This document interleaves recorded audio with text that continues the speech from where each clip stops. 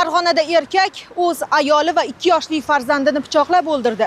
Voqeaga esa aliment to'lovlari ortidan yuzaga kelgan nizo sabab bo'lgani aytilmoqda.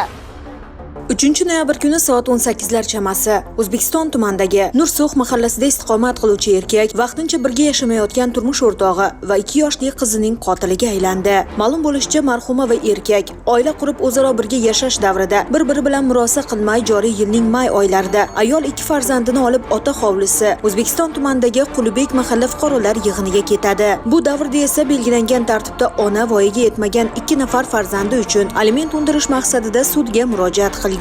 Fuqarolik ishlari bo'yicha O'zbekiston tumanlararo sudining ijro hujjatiga asosan qarzdordan undiruvchi foydasiga 2 nafar voyaga yetmagan farzandining moddiy ta'minoti uchun aliment undirish belgilangan hamda mazkur ijro hujjati byuroning O'zbekiston tuman bo'limi shurutiga kelib tushgan. Ijro harakatlari davomida qarzdorning mol-mulklarini aniqlash maqsadida hamkor tashkilotlarga so'rovnomalar yuborilgan. Olingan ma'lumotlarga asosan qarzdorning nomida mol-mulklar mavjudligi aniqlanmagan hamda qarzdor davlat ijrochisi tomonidan bir necha bor aliment to'lashligi haqida ogohlantirilgan.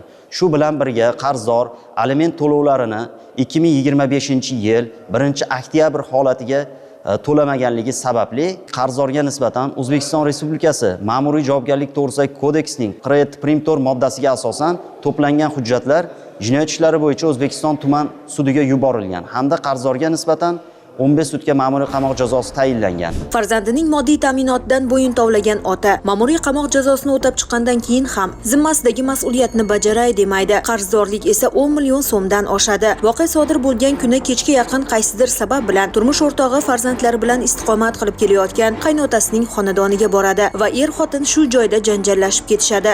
Jahl jilovini qo'ldan boy bergan erkak shu yerda ayoli va norasida go'dak qizalog'ining qotiliga aylangan. 3-noyabr kuni soat 18:00 larda 1991-yilda tug'ilgan erkak 1998-yilda tug'ilgan turmush o'rtog'i bilan farzandi uchun aliment to'lovlari masalasida janjallashib, oshxona pichog'i bilan turmush o'rtog'i va 2023-yilda tug'ilgan qiziga tan jarohati yetkazgan va voqea joyidan yashiringan. Olingan jarohatlar oqibatida ayol va voyaga yetmagan qiz shifoxonada vafot etgan. Mazkur holat yuzasidan erkakka nisbatan Jinoyat kodeksining 97-moddasi, ya'ni qasddan odam o'ldirish bilan jinoyat qo'zg'atilib, u protsessual tartibda ushlangan. Tergov harakatlari davom etmoqda. Voqeaning xunuk bu xabari eshitgan biror quloqqa xush kelmasligi aniq. Oila atalgan muqaddas dargohda qilinmagan murosa ayanchli yakun topdi. 2 yoshli qizaloq hali yashashga haqli edi, ammo kattalarning o'ylamay qilgan ish sabab u otasining qo'llarida jon berdi. Holat haqida nimadir deyishga ojizmiz.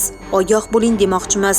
Oilalarning kattalariga. Maftuna Mamasidek va Abdulloh Rashidov, Ruxsor News informatsion dasturi uchun maxsus.